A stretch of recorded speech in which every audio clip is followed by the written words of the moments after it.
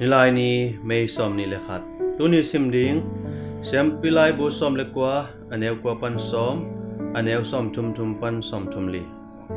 Kwal mi na ning niam ke ding hi kwal mi lung sim na thei hi. Pai hian na som ni tum aneu kwa mi khwal te I na. Puan kuya siam kalom pa ji pen sot pianat hit chang inong si hi. Tua si main gel na hoi ma khat na nei hi. Apuan kuy na wan zat ke peu pasung puan kuy ki pol na pe hiya hi. Puan kuy set puan an na saboy chi te mundang panahong lal mi thak te puan kuy sin na dingin pe hiya hi. Kasim le bung som ni get pa china pasalin gen hi. Van non dingin na sepahan cham ma puan kuy sin uk ma no meguk ong kuan chi hi.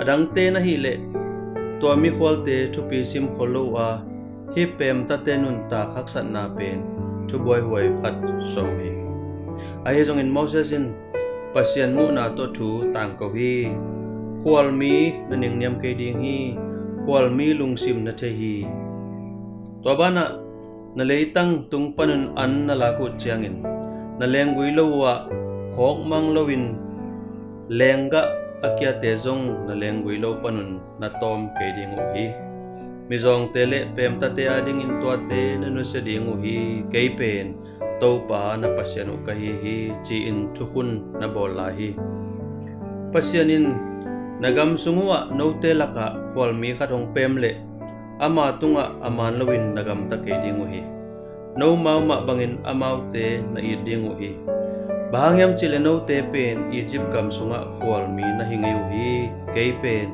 topa na pasyanu kahi chi in na tang ko hi pasyanin zui ding thu na khung hi ay laka hong teng kwal mi te ay zo dingin topan thupa hong petahen na pol pisung na beng sunga pau dangazang gamdang mi te na koi chihu thai ding hiam pao midang te amuak thei lung tang Kong Pia In.